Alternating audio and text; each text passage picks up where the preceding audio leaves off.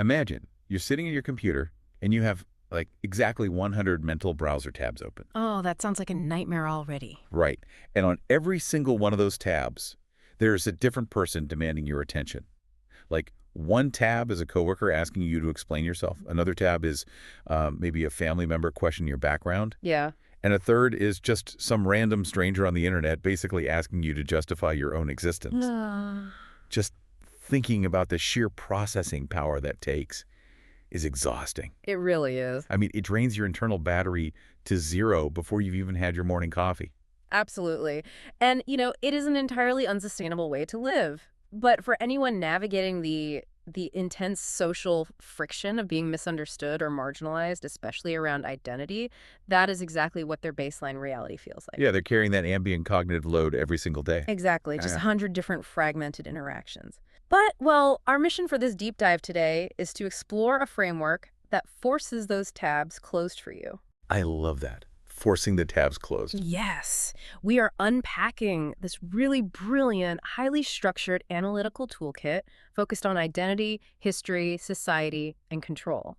It's designed specifically to untangle who you are from what society expects and just, utterly eliminate the mental overload of navigating other people's confusion. Okay, so to eliminate that overload, we have to start at the root of the glitch, right? Yeah. We have to figure out where the distortion in these social interactions is actually coming from. And what's fascinating about the sources we're analyzing is how they diagnose the problem. They argue that society is basically taking three profoundly distinct concepts and collapsing them into one messy, indistinguishable pile. Yeah, and that collapse is the engine of almost all social friction. Wow. The architecture here defines a concept called the three-layer reality. So every situation, every interaction you have exists across these three separate layers. Layer one is identity. Right, that is your present lived reality, like who you are, how you exist, and how you move through the world right now. Then layer two is history. And that's the past stuff. Exactly. This encompasses your biology, past events, the timeline of your life, and in some contexts, maybe a medical or social transition. Got it. And finally, layer three is society, which is simply the mechanism of how other people interpret and react to those first two layers. So identity, history, and society are these distinct parallel tracks, but people don't see them as parallel tracks, do they? No, they don't. They treat them like this single intertwined knot. Precisely. And the most damaging misstep, the core error almost everyone makes, is treating someone's history as if it were their identity. Like, history is real, your past events happen, biology is real, but history is a record, it's not a current state of being. It's a huge distinction. It is. Identity is the current state. So when someone looks at your present lived reality and insists on filtering it entirely through your past, that is where the mislabeling begins. That's where that deep structural discomfort originates, because they are fundamentally miscategorizing reality. Okay, let me try an analogy here. If I'm looking at a butterfly, its present lived reality is flight. It is a butterfly. Right. Its history, its past state was a caterpillar. If I walk up to that butterfly and insist on treating it like a caterpillar, asking caterpillar questions and expecting caterpillar behavior, I'm making a massive category error. Oh, that's an excellent way to put it. Like, the butterfly isn't being deceptive by flying, I'm being ignorant by ignoring its present reality. That is a perfect distillation of the dynamic. You are describing a category error, and society makes that error relentlessly.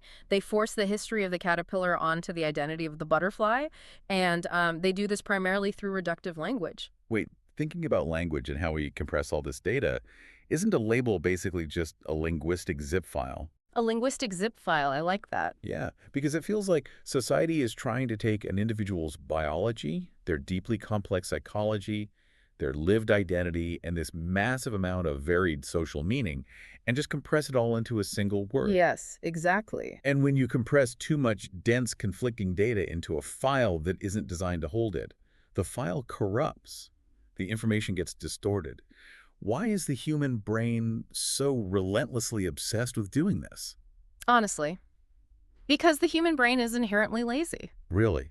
Just lazy. Well, I mean that in a neurological resource-saving sense. Compression is a defense mechanism against complexity. Nuance requires heavy cognitive effort. It literally burns caloric energy. Oh, wow.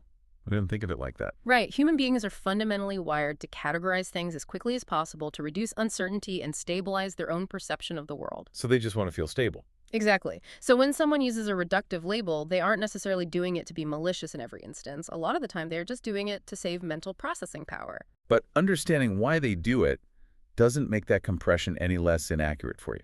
No, it doesn't. And that's why separating your present lived reality from your past history, recognizing that they are distinct, unmergeable layers, is the vital first step to reclaiming your own narrative from those corrupted zip files. But if these labels are inherently inaccurate, and we know this compression fails us, why does it feel so loud right now? Like the pushback out in the world feels incredibly aggressive lately. It does. And the data we're looking at in this deep dive shows that the global acceptance of this three-layer reality isn't static. It's actually wildly uneven. Oh, the global landscape is intensely fractured. Right now, you can look at countries like Canada or Sweden, which demonstrate relatively high levels of systemic acceptance, social integration, structural legal protections. Right. But simultaneously, entirely different regions of the world are actively enforcing stigma, rolling back rights, or passing really restrictive laws.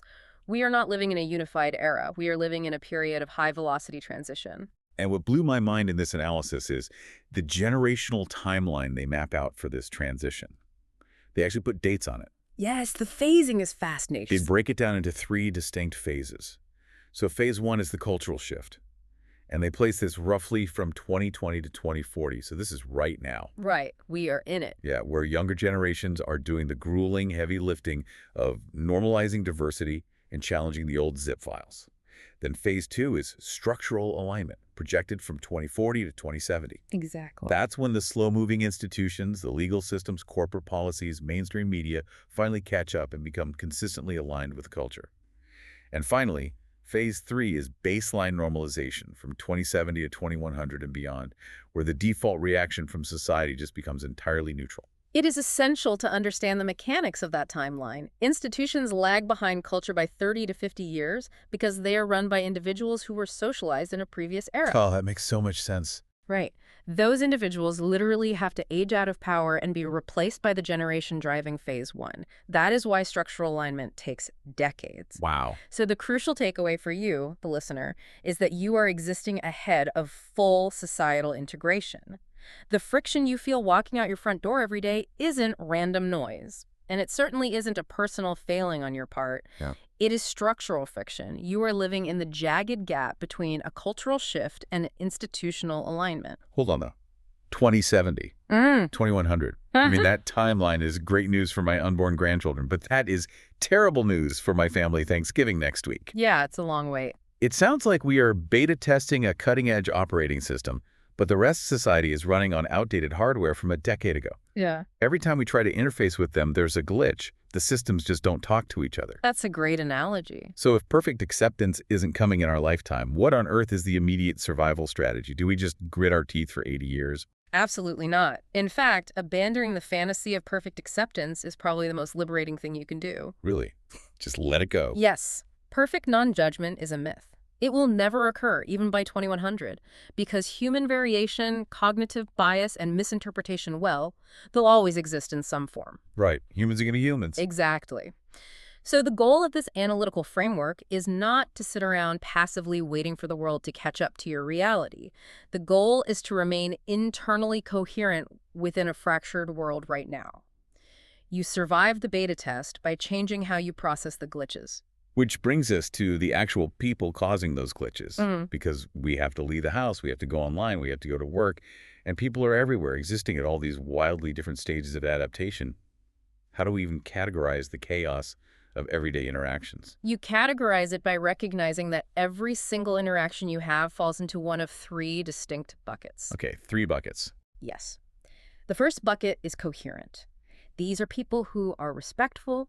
They possess the capacity to understand the 3-layer reality without you having to explain it, and they see your identity clearly. Basically, they've updated their hardware. Precisely. They're running the new OS. Then there is the second bucket, semi-coherent. Ah, the tricky one. Very tricky. These individuals are curious, but deeply awkward. They're often intrusive, yet they lack the self-awareness to realize they are being intrusive. Yeah, we all know a few of those. Oh, definitely. Yeah. And finally, the third bucket, incoherent. These interactions are outwardly hostile, highly reductive, and just fundamentally disrespectful. Right. And as you might expect, the data strongly indicates that the vast majority of online interactions default heavily into the semi-coherent or incoherent categories. I want to focus on that semi-coherent group for a second because, frankly, they're often the most exhausting. They really are. Like, the incoherent group is easy to spot. They're hostile, you know exactly where they stand, and you can just walk away or block them. But the semi-coherent people usually mean well. Yes, their intent isn't always bad. Right. It's the coworker who corners you by the coffee machine in the break room to ask an incredibly invasive question about your biology just because they watched some documentary on Netflix over the weekend and now they think they're your ally. Yes, the classic break room ambush. Exactly. They're totally clueless. So how do you navigate someone who is just curious without letting their awkwardness completely drain your energy? You manage it by understanding the mechanics of cognitive dissonance and social conditioning. Okay, now unpack that for me. When that coworker corners you in the break room, they are not acting in a vacuum. Their behavior is shaped by decades of family expectations, ingrained cultural norms, and a really rigid binary way of categorizing the world. Right. When they encounter someone who challenges that rigid conditioning, their brain experiences cognitive dissonance. It causes them subtle or sometimes not so subtle anxiety. Oh, so they're actually feeling anxious. Exactly. Their immediate reflex is to ask an intrusive question to gather data, basically to shove you back into a category they understand so that they can feel stable again. So they're basically running an automatic script to soothe their own psychological anxiety. That is exactly what it is. It is patterned behavior. It is an automatic script they are running, not a personal targeting of your specific soul. That makes it feel way less personal. And that's the key. Once you understand the why behind their actions, it becomes a boundary issue, not an identity issue. You can detach emotionally because you recognize that their confusion and their anxiety belong entirely to them. Right. It is not your responsibility to soothe their cognitive dissonance. Wow. If we understand that so many of these interactions are just structural pattern noise, just people running outdated scripts, we can start to see the actual core problem here. The problem the listener is facing isn't a crisis of identity. It's not a crisis of truth. No, not at all. The actual problem is uncontrolled interaction exposure. Uncontrolled interaction exposure. Yes, you are trying to do too many conflicting things at once. Think about the mental load in that break room scenario. You are trying to be perfectly accurate. You are trying desperately not to feel fake or misunderstood. You are trying to stay grounded in your own reality. And on top of all of that, you're actively trying to manage the coworkers' confusion and educate them. Exactly. Trying to achieve all those goals simultaneously creates a massive cognitive overload. Your brain simply cannot process that many conflicting objectives. Listening to you outline this, it almost feels like I'm an air traffic controller. Okay, I like where this is going. Like, my job is to manage the planes that belong at my airport, my reality, my identity, my boundaries. But right now I'm trying to land planes from entirely different cities, planes full of other people's emotional baggage, their outdated cultural conditioning, and their intrusive curiosity. Yes. I'm running out of runway, and the control tower is flashing red. The control tower is flashing red because you are trying to control planes that do not belong in your airspace. Oof, that hits hard. This brings us to the concept of the control axis. The framework states that in any interaction, there are only two variables that exist. Variable number one is what they think.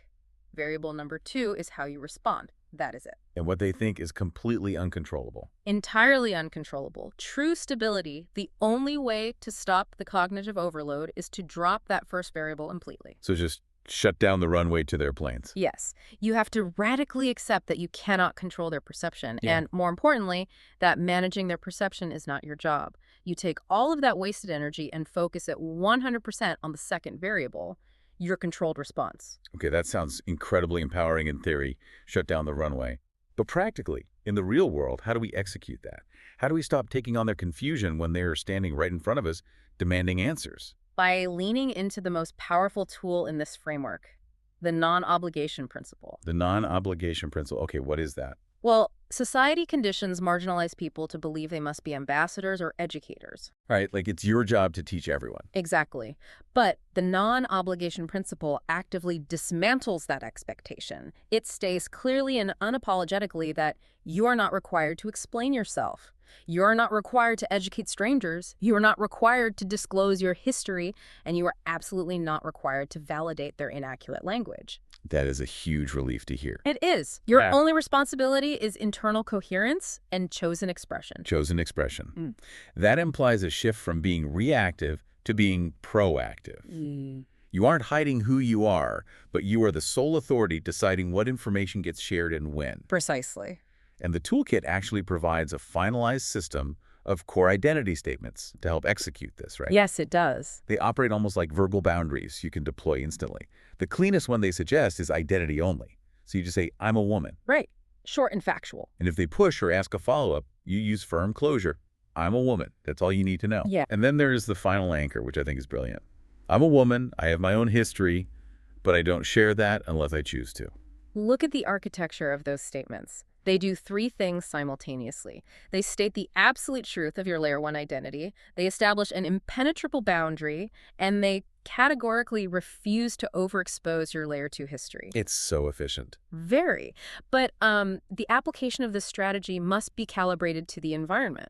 Online, for instance, is an environment of zero accountability and infinite projection. Yeah, people just say whatever they want online. Exactly. So the strategy there is rapid execution. You state your core identity statement exactly once, if at all, and then you immediately disengage or block. You owe an avatar nothing. Oh, absolutely. But in person requires a different touch, right? Like tone matters, the context matters. You might be at work or dealing with a family member where you can't just hit a block button and walk out into the void. Right. In-person environments certainly require more nuance, but the underlying principle remains identical. Keep your history private by default. Okay. You might soften the delivery with a neutral statement like, I appreciate your curiosity, but I keep my history private. You reserve those optional, deeper explanations only for genuinely safe, trusted contexts.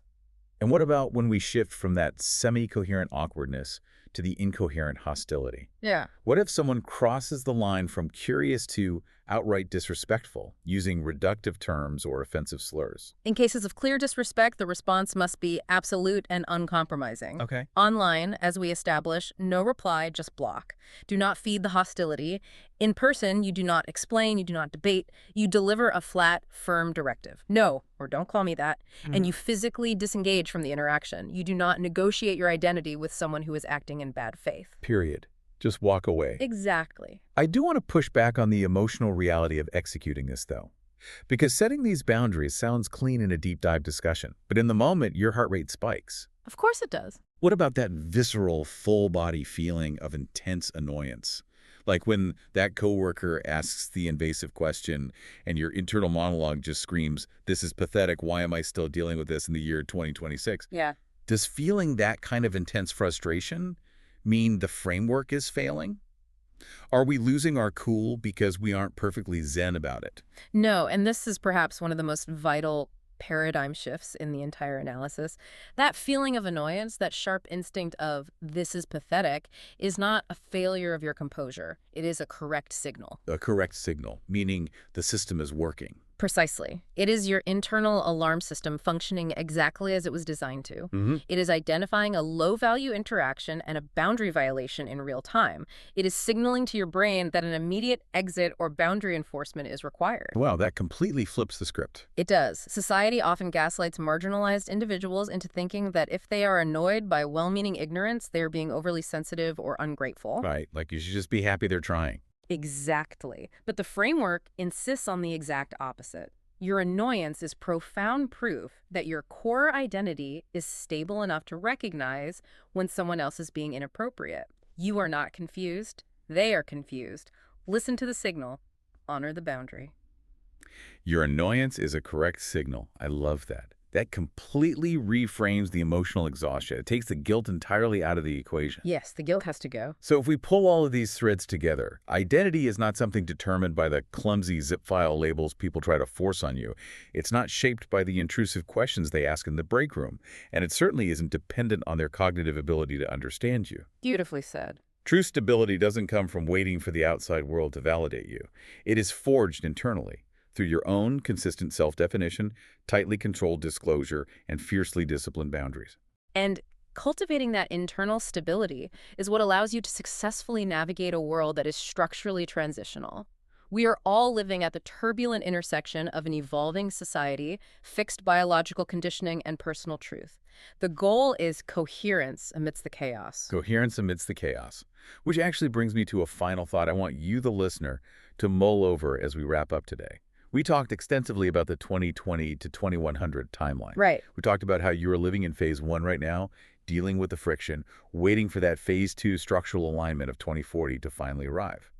But consider the mechanism of how society actually changes. Oh, this is the best part. Right. If your core stability comes from focusing only on your controllable response, then every single time you set one of those firm boundaries, every time you look at a semi-coherent coworker and calmly say, I keep my history private, and actively refuse to manage their confusion, you aren't just protecting your own peace in that specific moment. No, you are doing so much more. You are acting as a microcatalyst. By refusing to cater to their outdated hardware, by refusing to be the educator they expect you to be, you are actively forcing that 2040 timeline to arrive just a little bit faster. Absolutely. You are personally writing the new social baseline one boundary at a time, and in the process, you can finally close out those 100 mental browser tabs and just exist. It is a profound and necessary shift. You transition from being a passive recipient of society's confusion to an active, untouchable architect of your own reality. Unapologetic architecture. I love it. Thanks for joining us on this deep dive. See you next time.